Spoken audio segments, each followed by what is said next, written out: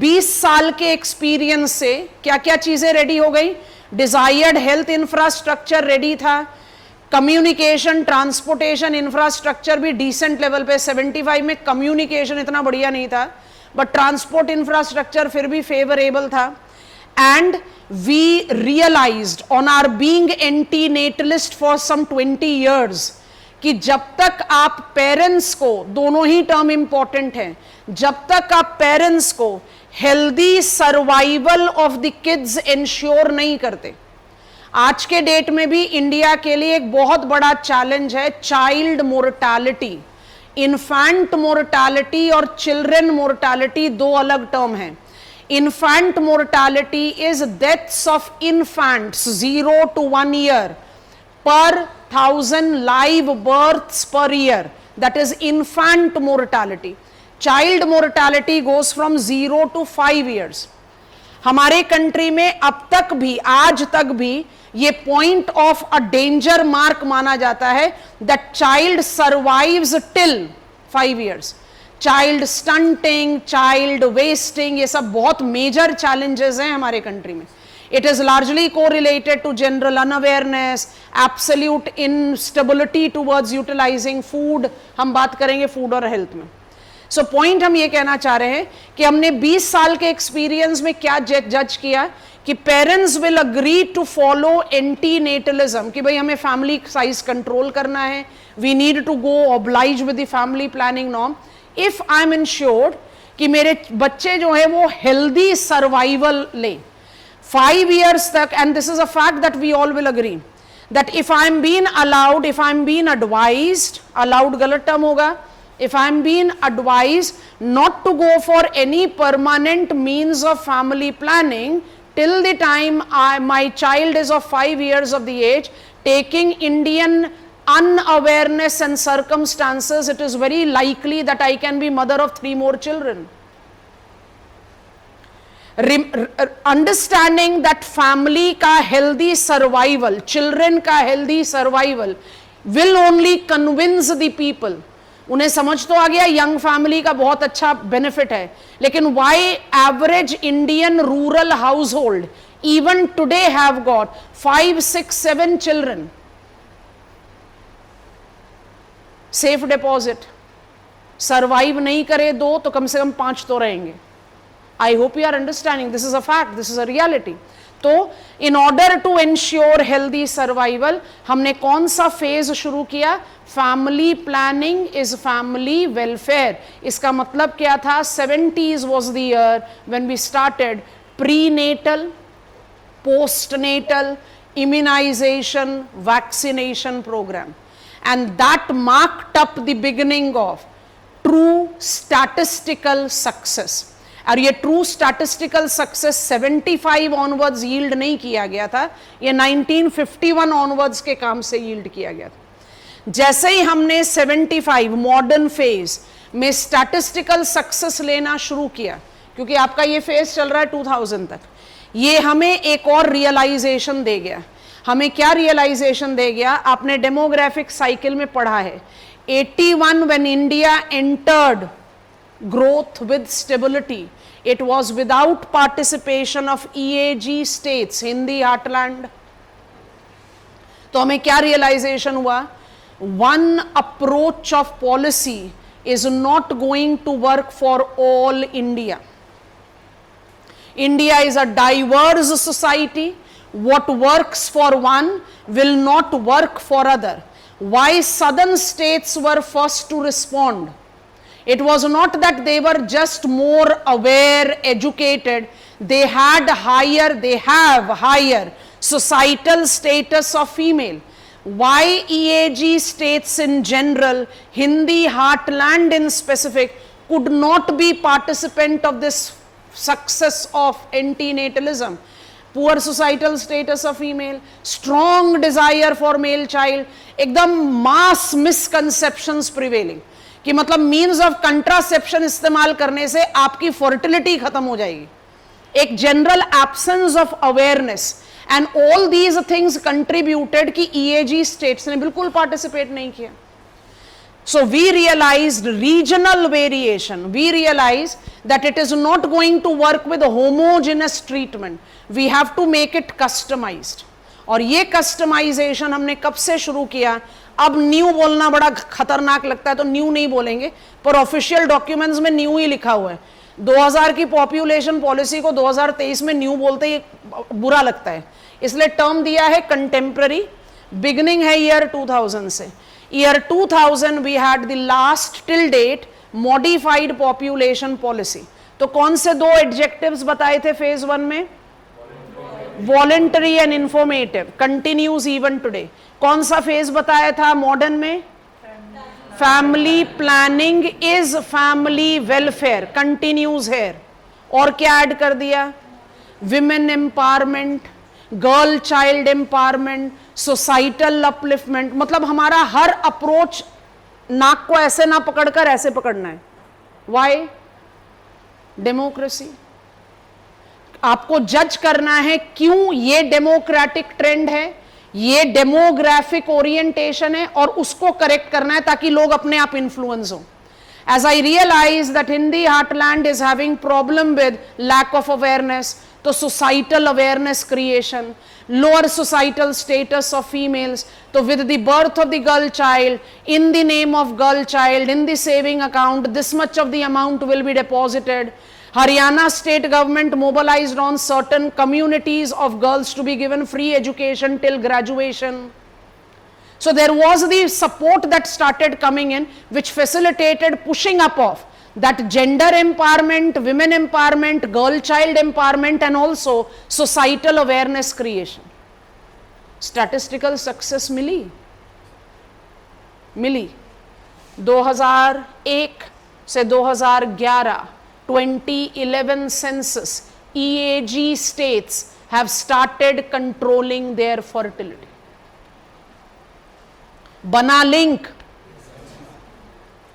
We are the example of the country which has not attained the success as China has attained. But we are not a failure as antinatalism. China की success abrupt दो reason से हुई। कहने को तो democratic setup है, but single party democracy है, तो मोर और लेस तानाशाही है। You dare not do it, मतलब people were not given choices, people were imposed with the policy. वो हम इंडिया में नहीं कर सकते। आप फटाफट क्वेश्चन पूछोगे, इमरजेंसी के टाइम में तो किया था, तो अपने दिमाग में हमेशा रखना, जब भी पॉपुलेशन पॉलिसी के बारे में बात करोगे, इमरजेंसी का टाइम इंडियन पॉपुलेशन पॉलिसी का कोई डोमेन नहीं था। With what's dark phase of Indian democracy, कोई भी उसमें डिनायल नहीं। The circumstances that led to the imposition of emergency and during emergency जो एकदम फोर्स स्टरलाइजेशन किया गया, वो कहीं पर भी Indian official approach of antinatalism नहीं है, तो उसका मेंशन भी नहीं आना चाहिए। That is not what is Indian official antinatalism. तो जो एक इम्पोजिशन है without making people agree to it, you are trying to force on them, that is what is been done in China. और Chinese audience जो है ना, वो homogenous है, कल्चरल होमोजेनिटी है चाइना में। मिनिमल एथनिक माइनॉरिटीज को हटा दो, बाकी सबके सबका एक सोसाइटल या डेमोग्राफिक या कल्चरल वेवलेंथ जो है वो मैच करता है। हमारे कंट्री में एक रीजन के लिए जो काम करता है वो दूसरे रीजन के लिए बिल्कुल भी एकदम जैसे नॉन एग्जिस्टेंट है। We are so diverse and we are proud of our diversity. वो रियलाइजेशन है, that realisation facilitated improvement of our antinatalism. तो हमारे एंटीनेटलिज्म को यूएनएफपीए भी बोलता है slow and steady successful antinatalism. We are not a failure because our approach of antinatalism implementation have been very different. I think you have understood it. फटाफट से points लिखो, हम मंडे तक के लिए नहीं छोड़ना चाहते। ओवर पॉपुलेशन का डोमेन समझा दिया, नेक्स्ट पॉइंट लिखेंगे। In order to time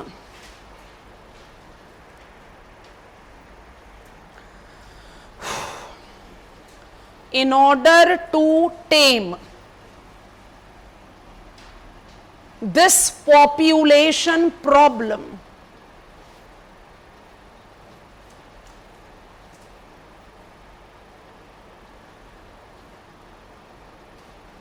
India became first developing country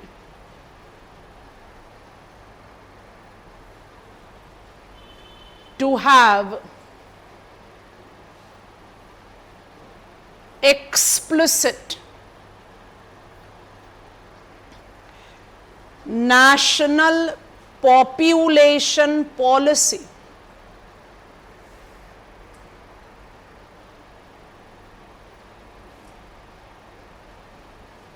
oriented towards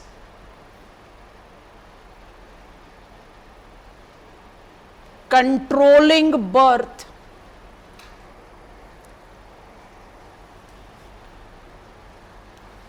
put a dash and write down anti-natalism. Anti-natalism. Next point. Indian anti-natalism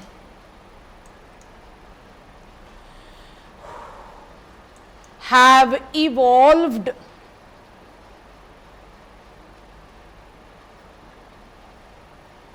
in three defined phases.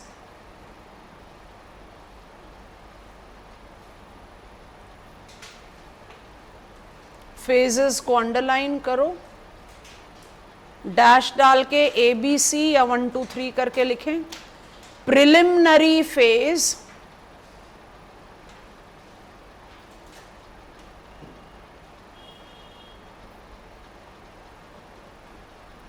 in bracket 1951 to 75.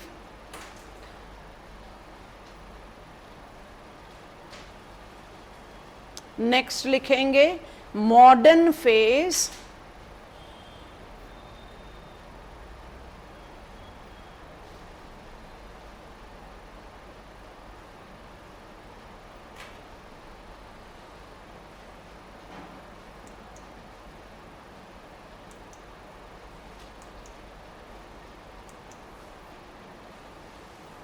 Bracket में 1975 two year 2000. And number 3, contemporary phase,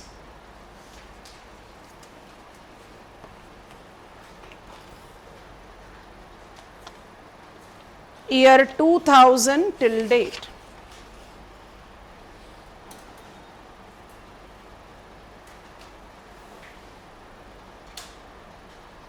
ठीक है, brief details ले रहे हैं. The preliminary phase, point बनाओ, underline करो और bubble point लिखना शुरू करो.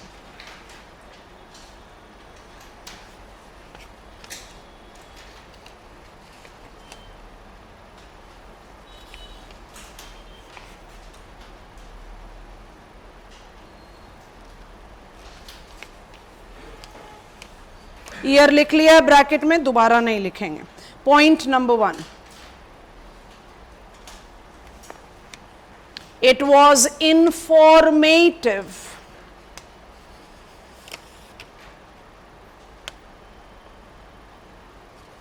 phase of antinatalism.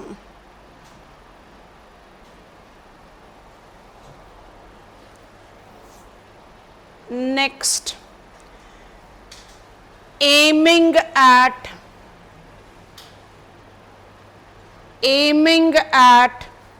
creating awareness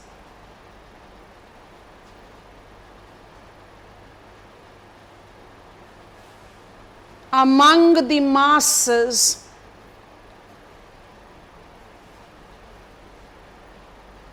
about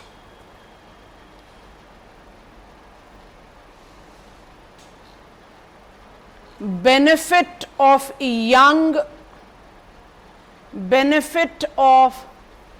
young small families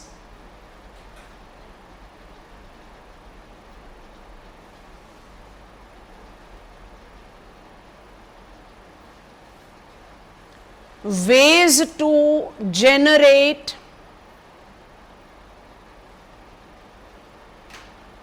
gap between successive births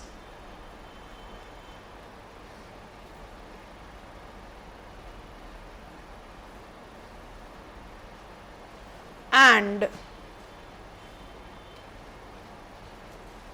general awareness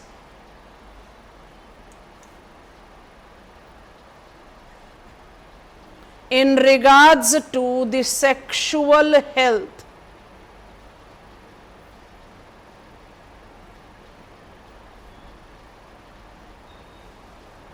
एक मिनट रुकना class Yogita you are already in classroom then why are you willing to enter with another gadget why are you there in waiting room बाहर निकल जाओ ID lock हो जाएगी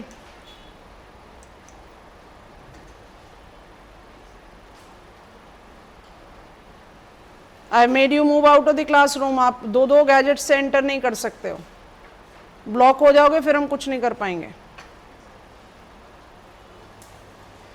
preliminary phase number 1 is informative information किस किस point पर what are the benefits of having small family what are the ways I can create gap between successive birth and I should be aware of the sexual health and etc जो हम आज तक भी बहुत reluctant है to talk about we are very reluctant it's something that is ununderstandable for a country like India we are the country which is having majority of the mature age population and we still find it to be that it's a taboo for us to talk about sexual hygiene or sexual relation or whatsoever are the important precautions that we should take precisely to have on a healthy living altogether वो सारी चीजें informative domain की बात हम कर रहे हैं this is point 1 उसके सब categories next point को लिखेंगे इसी में it was implemented ये दूसरा इंपॉर्टेंट टर्म है as a voluntary programme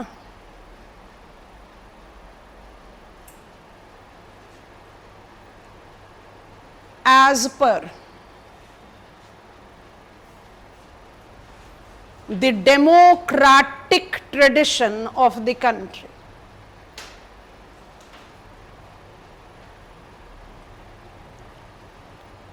star mark point लिखेंगे इस फेज के लिए it was due to एंटीनेटलिज्म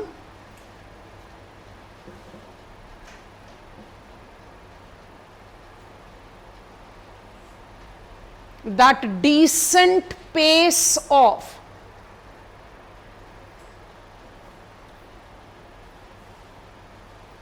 health and transport infrastructure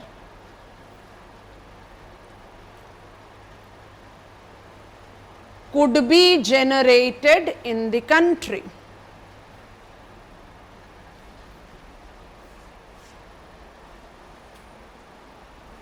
Last point लिखेंगे statistically and this term is very important statistically this phase of antinatalism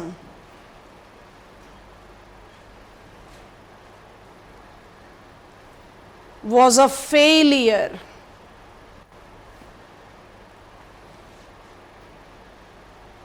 with India experiencing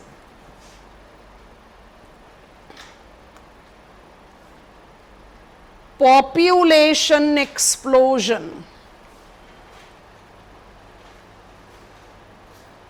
in 1970s clear हो गया ना लिखेंगे modern phase now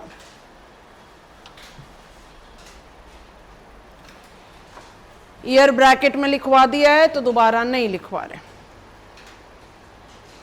modern phase point number 1 it carried forward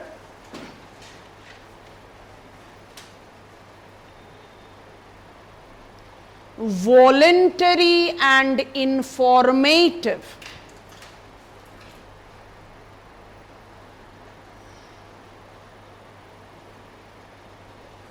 characteristics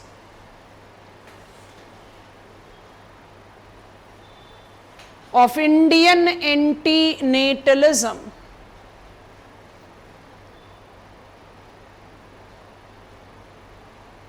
Next point, integrated it with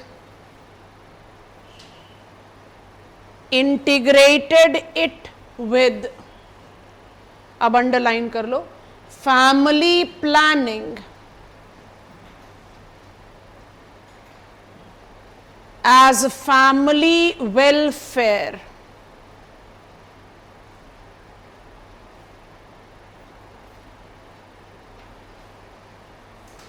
Next point is a star mark point that marked the beginning,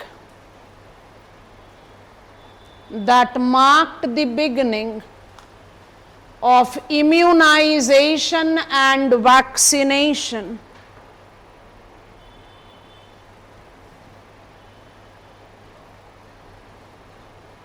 Immunization and vaccination programs.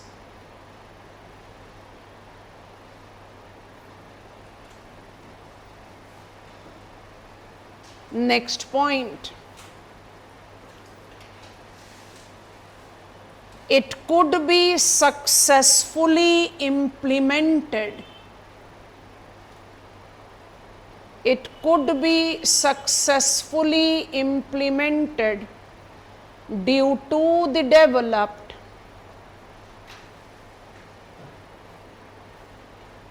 health infrastructure.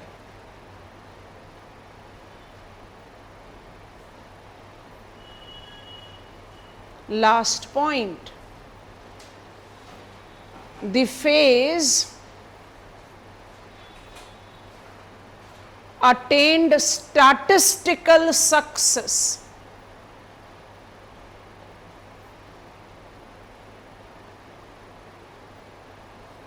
With the 1981 census.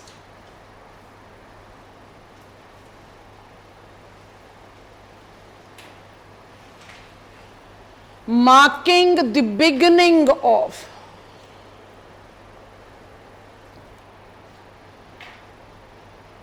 decline in fertility.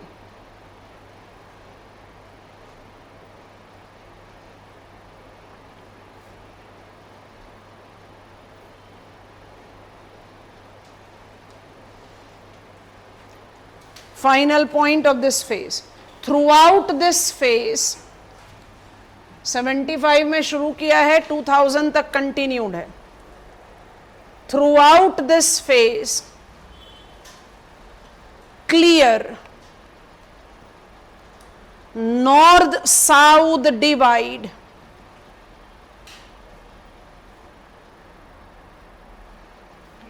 in response to antinatalism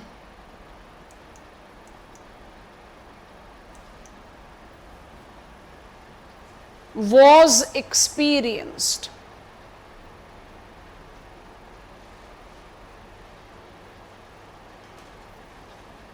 sufficient है क्योंकि introduction में आ जाएगा contemporary.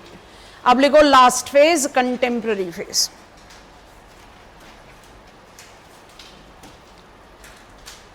आपको हमने पहले बता दिया 2024 general election से पहले कोई पॉपुलेशन पॉलिसी आने नहीं वाली, क्योंकि definitely it can prove to be suicidal for the ruling party. Population बहुत ही टची अफेयर है हमारे कंट्री का. तो वी कैन इजिली स्पेक्यूलेट कि अब कुछ चेंज नहीं आने वाला, 2024 के बाद ही आएगा. तो ये कंटेम्प्ररी फेज और उसका पॉपुलेशन डोमेन मेरे ख्याल से मोर और लेस लेना है for us to write our main examination. तो हमारे लिए कंटेम्प्ररी फेज बड़ा सेफ डोमेन है. So contemporary phase, point number 1, the regional disparity. Underline कर लो इस टर्म को.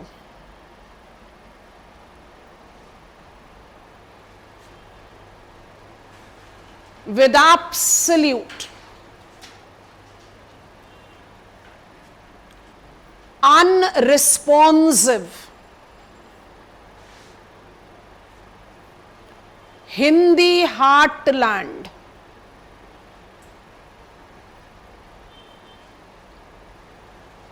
provided the base for this phase.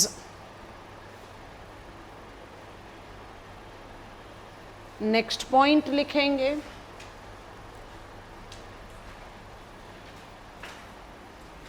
Multiple causes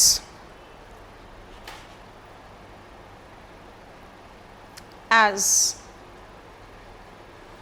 lower societal status of women,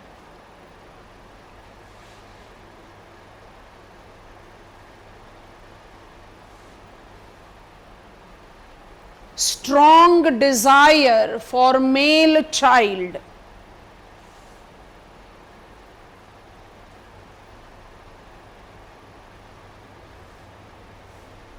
and vast prevalence of misconceptions.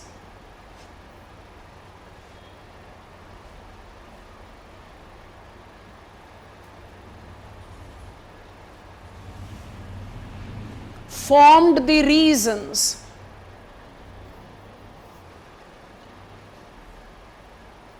of non-participating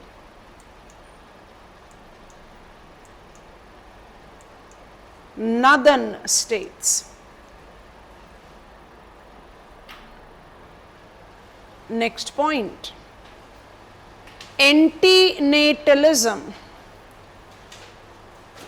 अब 3 term तो repetitive आ रहे हैं. एंटीनेटलिज्म as voluntary, informative, and family welfare.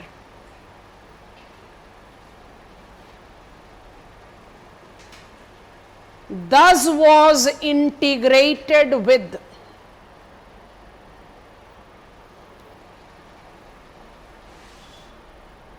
gender empowerment,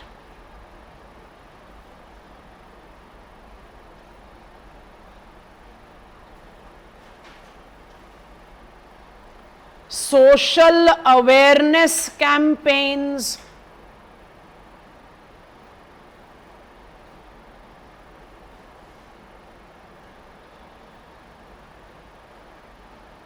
with the participation of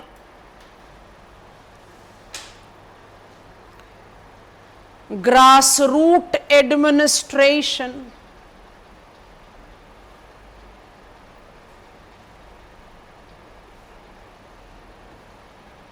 star mark करके लिखो,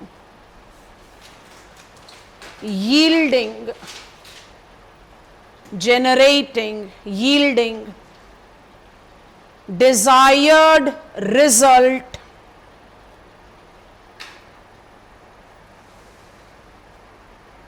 with EAG states beginning to control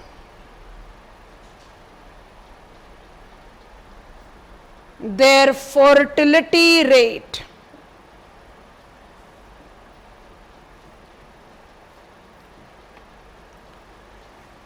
bracket 2011 census, हमारे पास वही last data है.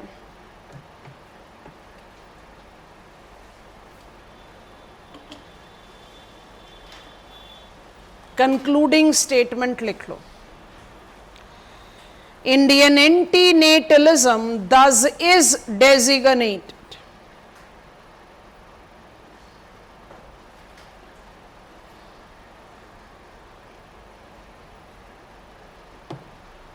as slow Indian antinatalism thus is designated as slow, steady, and successful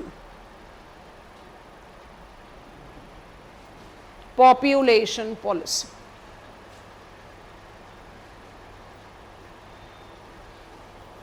एक thumping reminder आ गया जहां से शुरुआत करी थी।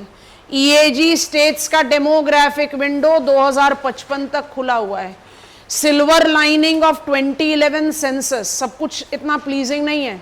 हमारा डेकेडल ग्रोथ रेट आज भी 17% है, जो ग्लोबल डेकेडल ग्रोथ रेट 13% से बहुत हाई है। और खाली 2 countries among the top 10 most populous country, namely, जल्दी से हेल्प करो, नाइजीरिया एंड पाकिस्तान, जिनका डेकेडल ग्रोथ रेट हमसे आगे है। तो हमें तो मोस्ट पॉपुलस कंट्री होने से कोई रोक ही नहीं सकता था 2011 में, और अब हम वो बन भी गए। तो हमारा जो ओवरऑल परव्यू ऑफ डेटा है 2011 सेंसस का, वो इतना प्लीजिंग नहीं है। लेकिन फिर भी जो एक बड़ा प्लीजिंग फिगर हमारे सामने आया वो क्या, ईएजी स्टेट्स ने फाइनली अपनी फर्टिलिटी कम करनी शुरू की।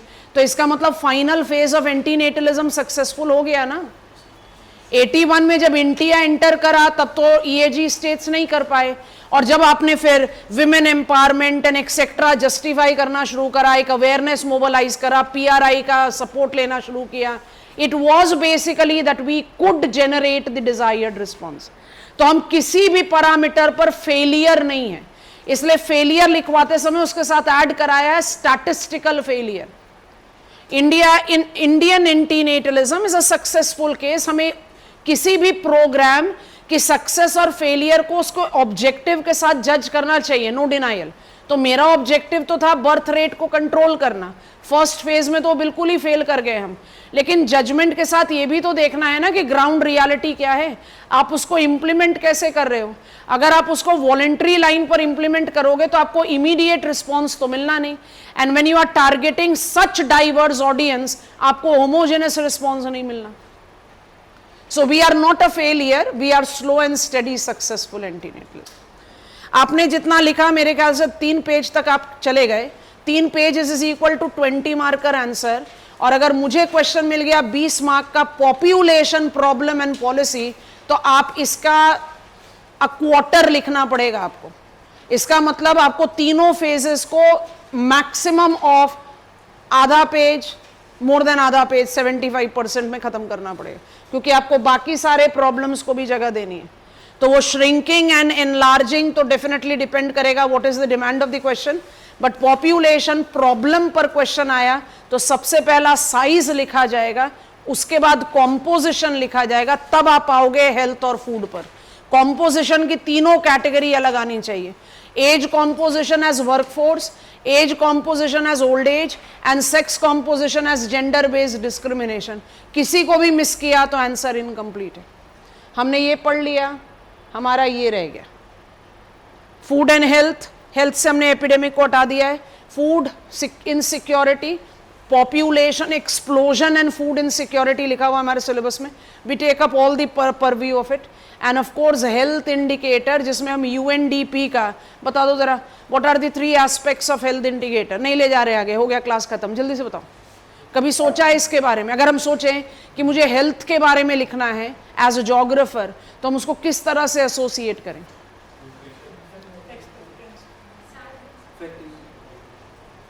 Physical health, mental health and social health बनेगा अब आंसर। आप बहुत ही एकदम अलग पर्सपेक्टिव की स्टडी को लोगे, क्योंकि वो पर्सपेक्टिव हम डेफिनेटली बात करते हैं प्रधानमंत्री भारतीय जन औषधि योजना, हम पोषण अभियान के बारे में भी बात करेंगे, लेकिन हमारा perspective of approach towards this is a very different approach, और इसलिए फूड और हेल्थ को साथ एसोसिएट करके करते। पहले बताओ पॉपुलेशन, एंटीनेटलिज्म तो समझ में आ गया, बाकी 3 हमारे डन हैं, तो हमारा एक पॉपुलेशन प्रॉब्लम रह गया। मेरे विचार से मंडे की क्लास तो इसमें जाएगी, उसमें। And as I was giving you study plan, ये था पाइपलाइन में कि there will be an amendment of the disaster management to delete out the epidemic and pandemic from hazard list, पर वो हो नहीं रहा। हम हजार्ड के साथ ही उसको पढ़ेंगे, इसलिए हम उसको डिलीट कर रहे हैं, हम उसको हेल्थ इंडिकेटर्स के साथ नहीं पढ़ेंगे। तो काट दो यहां से, जब आपको environment impact assessment and natural hazard बताएंगे तो वहां पर एपिडेमिक डाल देंगे। काट दो, यहां से काट दो इसको। अच्छा, आप ध्यान से सुनो, population problems and policy. Monday से हम लगातार पॉपुलेशन के बारे में पढ़ते हुए चले आ रहे हैं। इंडिया का पॉपुलेशन प्रॉब्लम है क्या? Over population. मतलब हमारा population problem truly overcasting, we are too loaded with population. मतलब हमारा पॉपुलेशन साइज इतना एक्सपोनेंशियली लार्ज है कि अगर एक बेसिक असेसमेंट लें, एक बेसिक स्पेक्यूलेशन लें, at the time of attainment of independence we were importing precisely everything, and since independence till date India has made multi stride development in every avenue. Economic sector के कोई भी quarter में चले जाओ, technological sector के कोई भी quarter में चले जाओ, कहीं से भी डिनाई नहीं कर सकते that India has made multi-stride development in every avenue, making herself felt present in every domain in the global front. Speculate करो, अगर 1951 से 81 के बीच में हमने एक्सपोनेंशियल पॉपुलेशन एक्सप्लोजन नहीं एक्सपीरियंस किया होता, मतलब हमारी पॉपुलेशन वैसे नहीं बढ़ी होती जैसे बढ़ी है, we could have been a developed economy. क्योंकि हम जितनी तेजी से इकोनॉमिकली और टेक्नोलॉजिकली बढ़े, उतनी तेजी से हमने माउथ्स के नंबर बढ़ाए जिनको हमें फीड करना है। So it was like we started from hand to mouth and we are still with hand to mouth, and that is without any doubt the most dominating population problem of the country. ये एक average thinking student का thought होगा कि examiner ने मुझसे बोला है identify the demographic challenges faced in India and what are the policies or planning that we are applying to mitigate it or abate it। तो मेरे दिमाग में आएगा भाई पॉपुलेशन प्रॉब्लम माने size of population, and India is an example of antinatalist country. Antinatalism population policy है which is oriented towards controlling birth rate, और हम इंडिया 1951 से एंटी-नेटलिस्ट कंट्री। बिल्कुल सही, कहीं कुछ गलत नहीं, but incomplete. If population problem is related to size, population problem is also related to its composition, sex composition, women empowerment, age composition, demographic planning, dividend, yes और नो। गेरियाट्रिक्स प्रॉब्लम बता दो जरा फटाफट से, तीन कौन से डायमेंशन बताए थे गेरियाट्रिक्स के लिए? इकोनॉमिक, हेल्थ, इमोशनल और सोसाइटल वेलबींग, यस और नो। बात समझ में आ रही है? और इसके बाद और क्या, Indian population problem is also related to food security and health. तो कहने का मतलब क्या, there are 5 dimensions of population problem जो हमने नहीं पढ़ा।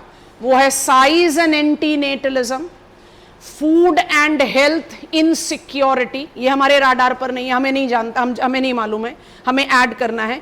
बाकी 3 हम पढ़ चुके। Absence of gender parity, programme हमें पता है। Problem of surplus share of population in working age group which is asking us to mobilize 3। आप में से कई लोग मुझसे आके पूछ गए, डिक्टेट कराया, 1 we have attained, 3 we have to work on। क्या चीज है? 1 we have achieved and 3 we have to work on। We have achieved decreased dependency ratio, sources of growth। We have increased the workforce, ये हमने attain कर लिया। और नीति आयोग कहता है सोर्सेस ऑफ ग्रोथ 3 और हैं जो हमें वर्क करना है, जिसको हमें मैनिपुलेट या मोबिलाइज करना है। अब वो कौन कौन से हैं? Increase in labour force participation rate, increase in employment rate and increase in labour productivity. तो गया सारा का सारा इकोनॉमिक प्लानिंग में, तो हमारे पास उसका ग्लिम्स है, इतना ही लिखेंगे हम, अदरवाइज भी पॉपुलेशन। तो 5 population problems and associated planning. हमारे राडार पर 3 ऑलरेडी हैं, 2 हमें लर्न करना है। बात समझ में आ गई? पॉपुलेशन प्रॉब्लम पूछे और सिर्फ साइज लिखकर छोड़ोगे, आंसर हो गया incomplete. So let us introduce ourselves that way, फिर उससे 2 पॉइंट निकाल के उनको 1 by 1 स्टडी करते हैं। Population problems and policies. Epidemics delete कर दिया है, हटा दो अपने स्टडी प्लान से, हजार्ड के साथ दोबारा स्टडी प्लान में डालेंगे। Population problems and policy, point number 1। demographic challenges experienced in India associate itself with multiple interrelated components. These can be listed as, list कर लो, population size related, next geriatrics related, next workforce or demographic dividend related, workforce or demographic dividend related, next gender discrimination या inequalities related, and finally food and health insecurities related. List किया है ना, list लिखा है ना, जरा आ जाओ board पर। फूड और हेल्थ में एक लाइन का कोई प्रोग्राम नहीं लिख सकते तो ब्लैंक छोड़ रहे हैं, क्योंकि यहां पर हमें food security, national food security act 2013 का सप्लीमेंट आ गया हमारे पास, we take that into consideration. पर क्या सिर्फ वही आएगा? नहीं। FAO and United Nations Food Program gives us the vicious cycle, that vicious cycle of hunger and food insecurity that has been highlighted in every health indicator, syllabus में लिखा हुआ है health indicator and food insecurity concern। तो एक programme के साथ match नहीं कर सकते, इसलिए इसको जानबूझकर ब्लैंक छोड़ा हुआ है। अब ध्यान से देखो, हमें 5 पॉपुलेशन प्रॉब्लम्स के बारे में लिखना है। 20 मार्कर क्वेश्चन भी होगा तो भी आपको ड्यू रिप्रेजेंटेशन सबको देना है, 10 मार्कर होगा तो भी ड्यू रिप्रेजेंटेशन देना है। पॉपुलेशन प्रॉब्लम पूछा है और आप एक भी पॉपुलेशन प्रॉब्लम को मिस करोगे, आपने अपना आंसर को, मैक्सिमम मार्क्स को रिड्यूस कर दिया। 5 लिखने हैं, 5 को ड्यू रिप्रेजेंटेशन कैसे दोगे वो क्वेश्चन के डिमांड पर है। अब इसी को सपोर्ट लेकर ध्यान से समझा रहे हैं, नोटिस करेंगे, बता दिया लिखवाने से पहले। गेरियाट्रिक्स रिलेटेड प्लानिंग हमारी नॉलेज में है, हम जानते हैं ये फ्यूचरिस्टिक है। As of today we have some 7% of total population in old age, and we know that India has got her demographic windows open for 10-15 years for sure, and 6 EAG states have it open for 2055। हमारा demographic window अभी 37 years का है, तो old age का problem अभी near future में as Indian problem नहीं आने वाला। It is more related to Kerala, Tamil Nadu like states which have closed their demographic windows in, complete the statement, 2018। तो एक रीजनल डायमेंशन में शुरू हो गया तो छोड़ नहीं सकते, बात जरूर करते हैं, बट एक मिनिमल डोमेन है। Gender based discrimination is a grave problem in India and it gives us a grave unclear reason. हमने कोशिश करी उसको समझने की, सारे डायमेंशन के हिसाब से समझने की कोशिश की कि how it is so difficult for us to actually understand why it is prevalent in our country. कोई रीजन क्लियरली समझ में नहीं आता, इकोनॉमिक है, सोसाइटल है, हिस्टोरिकल है, मतलब we don't get a single track reason for it, and that is the reason taming it is a challenging task, but we are doing it at least slow study successful phase, जहां पर आपका planning का focal domain किधर चला गया, national women empowerment mission. चारों programme आने चाहिए, बिल्कुल रिपीट नहीं करेंगे, 10 बार कर चुके हैं क्लास में। उसके बाद आया वर्कफोर्स रिलेटेड।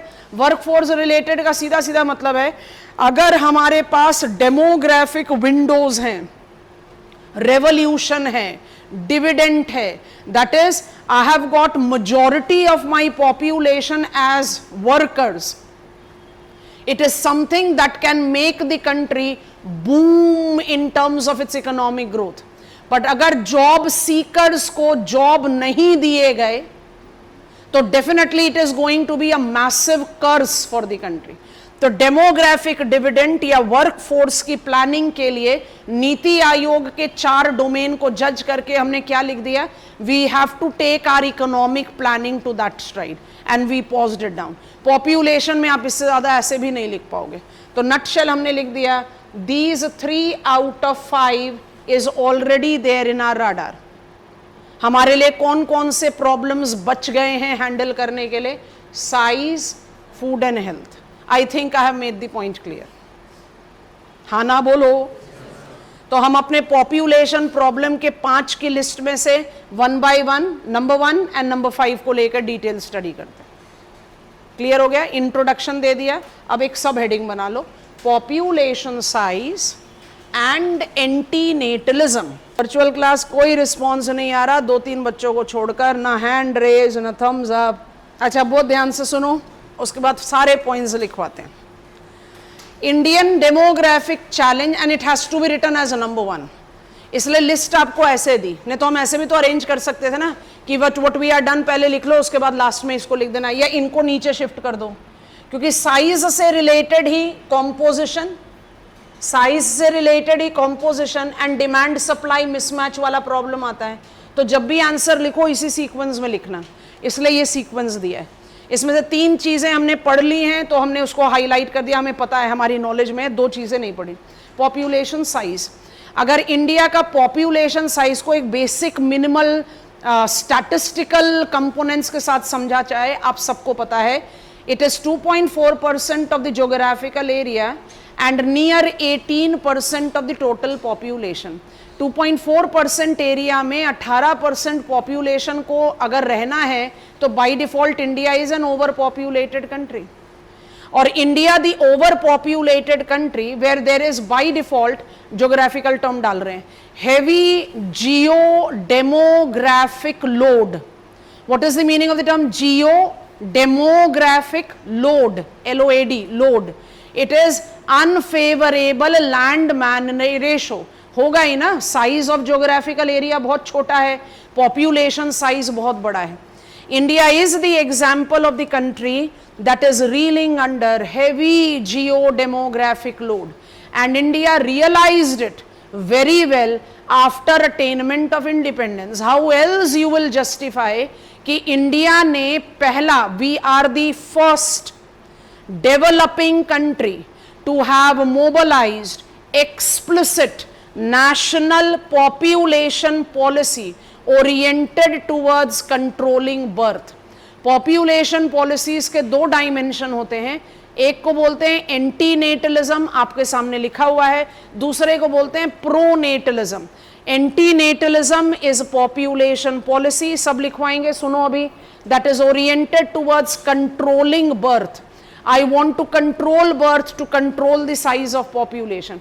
Pronatalism अपने आप ही हो गया। Population policy is oriented towards encouraging young and large families। India became the first anti-natalist country developing in 1951। इसका मतलब 51 से 81 में ही तो हमने population explosion experience किया। तो India was preempting that we are going to experience population explosion and that is going to create population problem।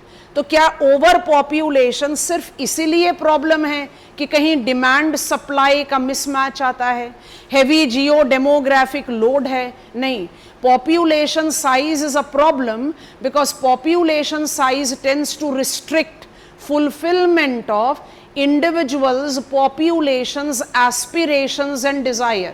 ये बहुत इंपॉर्टेंट कनेक्टिविटी होता है प्रॉब्लम का, and I think all of us will agree to this. I have got problem of demand supply mismatch, समझ में आ गया, size बहुत बड़ा है पॉपुलेशन का compare to geographical size. Is this the nature of over population का problem? नहीं, it is relating to the mismatch of aspirations of the people and the capacity of the country to fulfill that, carry it forward। Absence of fulfillment of aspiration tends to generate unrest, retaliation, carry it forward, that tends to create a direct challenge to national integrity and security। ये इतना, दोबारा से वही हो गया, detrimental, ये इतना detrimental vicious cycle होता है जिसको ब्रीच करना बहुत मुश्किल है। India was realising that we are going to experience this and thus tried to be the first anti natalist country. तो पहला पॉइंट है what is meant by over population या पॉपुलेशन साइज एज प्रॉब्लम। फिर आता है definition of एंटीनेटलिज्म और एंटीनेटलिज्म in India. इसी page को थोड़ा सा एडजस्ट कर रहे हैं। Antinatalism in India is easily identified to be having 3 very valuable phases और इन्हीं फेजेस को आपको डिटेल्स में पढ़ना है। ए को बोलते हैं प्रिलिमिनरी फेज, समझना पड़ेगा। बी को बोलते हैं मॉडर्न फेज, सी को बोलते हैं कंटेम्पररी फेज। बड़ा ही लॉजिकल सा सीक्वेंस ऑफ नाम है और इनका जो टाइम स्पैन है वो भी आप स्पेसिफाई कर सकते हो, 1951 to 75, 1975 to year 2000। More than 20 साल पुराना है पर फिर भी हम इसको कंटेम्पररी बोलते हैं क्योंकि उसके बाद कोई नया पॉपुलेशन पॉलिसी हमारे पास नहीं आए। We have to learn these 3 phases। तो पहले थोड़ा सा इंट्रोडक्टरी बात करवाते हैं, उसके बाद फेजेस के बारे में बताएंगे। सब हेडिंग बनाओगे सीधा, population size and antinatalism. Text books बिल्कुल जीरो हैं स्टूडेंट्स इन टॉपिक्स के लिए, तो प्लीज कोशिश करो कि सारी चीजें समझ भी आ जाएं। लिख तो आप रहे हैं, population size and antinatalism. Point number 1, the most fundamental and most challenging demographic problem in India is population size, with 2.4% of geographical area, approximate 18% of the total global population. India represents example of, I hope you have understood। कभी भी size का जो population problem है उसको definitely गलत है ये बोलना कि पॉपुलेशन साइज के साथ आप डिमांड सप्लाई मिसमैच वाला प्रॉब्लम नहीं लेते, बिल्कुल लेते हैं, लेकिन demand supply mismatch is not the only problem. Problem कहां पर है? Vishal, your question is getting answered, concentrate करो। डिमांड सप्लाई मिसमैच का सीधा सीधा लॉजिक है ना कि मुझे आज जो फूड, क्लोथिंग, शेल्टर चाहिए वो नहीं मिल रहा। This is problem level number 1। दूसरा क्या है? I don't find the possibility to come out of that deprivation. I've seen my parents living deprived living because they could not generate out that skilling and education in me. I'm not finding any way out to come out of that deprivation. क्या वो मेरे अंदर एक instability, एक unrest नहीं create करेगा against the system? I can get myself engaged into multiple unsocial elements. यही unrest, यही agitation तो directly question करता है national stability. So overpopulation का problem is not just of today's demand supply mismatch. It can actually correlate to the aspiration fulfillment not done and then leading to a long term devastating effect. And that is the reason country like India took a very timely attempt to control the growth of population. अब हम कितने successful हैं कि नहीं वो आप जज करना जैसे हम आपको आगे बढ़ा रहे हैं। So India is overpopulated country and all these challenges are real for India. समझ में आ गया challenge। 1951 में India mobilized antinatalism। ये लिस्ट आप लिखोगे after attempting a very important bridge statement, तो अभी ध्यान से सुनिए। As overpopulous country, जब हमने इंडिपेंडेंस अटेन किया 51 ऑनवर्ड्स, क्योंकि हमारा डेमोग्राफिक साइकिल तो चेंज हो गया था 21 में ही, मोर्टालिटी कम होनी शुरू हो गई थी, फर्टिलिटी बहुत हाई थी। So India was having the understanding that we are going to experience explosion of population, and based on that realization we declared us to be an anti-natalist country, that is the country which is oriented towards mobilizing the population policy that has to control the birth. अब ये population policy like many other things in our country have evolved in due course of time. तो आज जब हम इसके बारे में analysis करते हैं तो हम इसको 3 फेजेस में डिवाइड करते हैं। हम सिर्फ एडजस्ट कर रहे हैं ताकि ये स्क्रीन पर रहे और सबको दिखाई दे। 3 फेजेस पर हम इसको डिवाइड करते हैं। वी बिगैन आर एंटीनेटलिज्म इन 1951। आपको एक सिनॉप्सिस समझा रहे हैं ताकि जब आप लिखो तो you are not writing without understanding. 1951 when we became antinatalist, हम उसको कहते हैं फर्स्ट फेज ऑफ एंटीनेटलिज्म। ये फेज 1975 तक रहा। इस फेज का कैरेक्टरिस्टिक्स क्या था? Voluntary and informative. हमारा क्या टारगेट था एंटीनेटलिज्म का? कुछ नहीं, बस एक अवेयरनेस क्रिएट करना among the masses that what is the benefit of small family, what are the ways you can ensure medically desired gap between successive birth, how you can acquire the medical and health support if you wish to apply family planning। मतलब एक general awareness create करने का में हमारा objective था। तो 51 का जो पॉपुलेशन पॉलिसी था वो इंफॉर्मेटिव था, और इंफॉर्मेटिव होने के पीछे एक बहुत स्ट्रॉन्ग रीजन भी है। हमारे पास primary health centre infrastructure ready नहीं था, हमारे पास required transport communication infrastructure ready नहीं था। We were just at the beginning of consolidating the exploited 200 years of colonial regime, consolidating the fragmented political setup and making our economic growth on track। तो this was the time when it had to be voluntary and informative। अच्छा, informative तो समझा दिया, voluntary भी समझा दें। Voluntary हमारे population policy में ये स्टेटमेंट हमेशा जिसको कहते हैं ना पंच लाइन स्टेटमेंट है, as per the choice of the recipient, hardcore on democratic line. Come on, we are largest functioning democracy. आप सिर्फ लोगों को बता सकते हो कि ये कर सकते हैं, ऐसे हो सकता है, करना नहीं करना, कब करना, कैसे करना, ये रेसिपिएंट ही डिसाइड करेगा। You are not, we can not, it is against the ethos of democracy, we can not impose anything on them. तो हमारा एंटीनेटलिज्म फर्स्ट फेज 2 एडजेक्टिव्स के साथ रहा, informative and voluntary। I hope it is comfortable। Informative and voluntary because we were not equipped to implement antinatalism with the desired health and infrastructure as transport and communication। And दूसरा, we definitely had no possibility and no orientation also to go against the wishes of the people। तो हम बस एक awareness create करना चाहते थे। अब आप ये 51 से 75 के टाइम को नोटिस करके सीधा आ जाओ 70s के डेकेड में अपने डेमोग्राफिक साइकिल का इंफॉर्मेशन लेकर। Remaining invested for near 20 years as antinatalism. आपको आउटकम क्या मिला? India experienced population explosion. आप टारगेट क्या कर रहे थे? Controlling population. आपको मिला क्या? Population explosion. बहुत ध्यान से हर टर्म जो लिखवाएंगे वो इंपॉर्टेंट है, मिस नहीं करना। फर्स्ट फेज ऑफ एंटीनेटलिज्म, फटाफट रिमाइंड करा दो 2 adjective, informative and voluntary, was statistically a failure.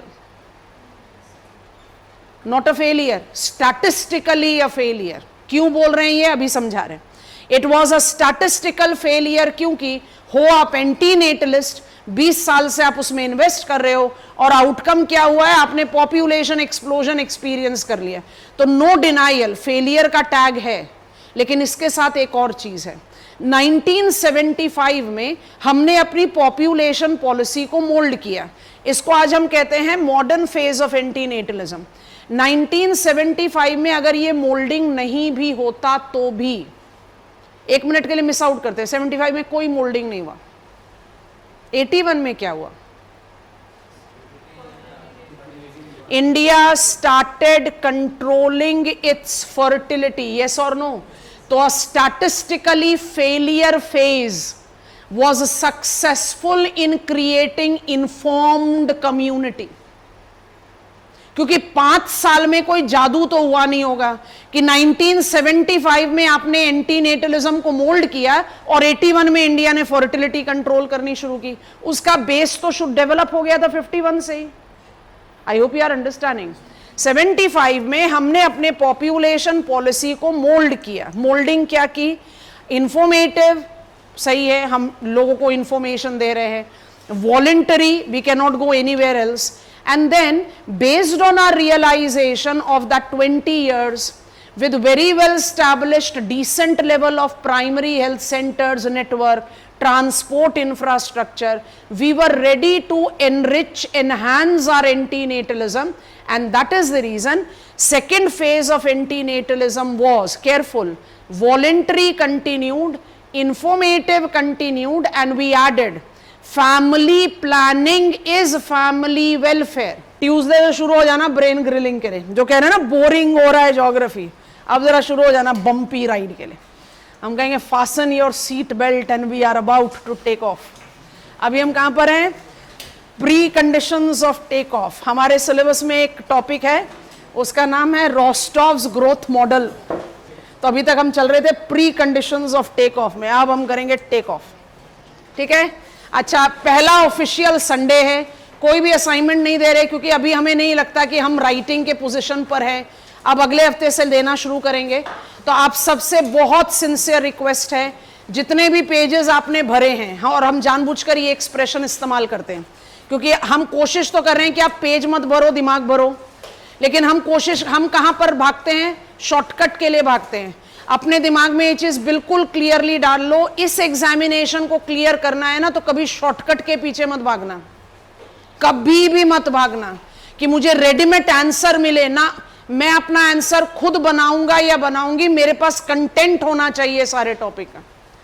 And when you are writing the content in your registers, and when I am saying that you don't require to read any textbook, I am very clearly saying on record saying content is sufficient. उस content को यहाँ retain करने के लिए उसकी understanding बहुत जरूरी है. अगर सिर्फ पॉपुलेशन एक चैप्टर होता तो हम कहते हैं मान लो अंधाधुंध रट्टा, काम आ जाएगा एग्जामिनेशन हॉल में. कितनी चीजों को रटोगे, फिर वो ए बी हो जाएगा, बी ए हो जाएगा, समझ में ही नहीं आएगा. So you have to be very cautious. तो क्या काम करना है, बहुत ध्यान से. आपको हर क्लास के पहले भी एडवाइस करा है, दोबारा से कर रहे हैं. आपका 6 to 8:30 ज्योग्राफी का टाइम है, तो कल भी बड़ी रिलीजियसली 6 to 8:30 क्या करना, जो जो टॉपिक आपके कवरिंग में बोरिंग लगे थे या आपने उसको अच्छी तरह समझा नहीं, उसकी पूरी रीडिंग लेकर कोशिश तो करो कि हर टॉपिक के फ्रंट पेज पर वो सिनॉप्सिस पेज स्टेपल हो जाए कि मैंने इस पर्टिकुलर टॉपिक को, जैसे मैंने पॉपुलेशन प्रॉब्लम को 5 पॉइंट और उसके पॉलिसीज के साथ रिलेट करना है, ये मेरे फर्स्ट पेज पर स्टेपल हो जाए, ताकि मुझे पता चल जाए कि आने वाले 10 पेज में मेरे को इस बारे में ऐसी इंफॉर्मेशन मिलेगी. ये होगा आपका 1 cycle of revision with the class, और सेकेंड साइकिल होगा जब आपका सिलेबस कवर हो जाएगा. तो प्लीज डू इट. ठीक है, चलो bye bye, enjoy your Sunday with geography and see you on Monday. ये क्या क्वेश्चन पूछा? Why you should purchase. Vishal, आप तो खुद अपने हैंड नोट्स बना रहे हो ना, आप लोग मत खरीदो. क्यों खरीदोगे? मुझे नहीं लगता कि आप लोग खरीदना चाहिए. आप लोग तो उससे भी अपडेटेड नोट्स डेवलप कर रहे हो. No need. आप लोग ना थैंक यू बोलकर नहीं जाते हो, बहुत गलत बात है. मुझे सुनाई नहीं दिया तो फिर थैंक यू बोलने का फायदा क्या हुआ? Good night, see you on Monday. हाँ बोलो. Come again.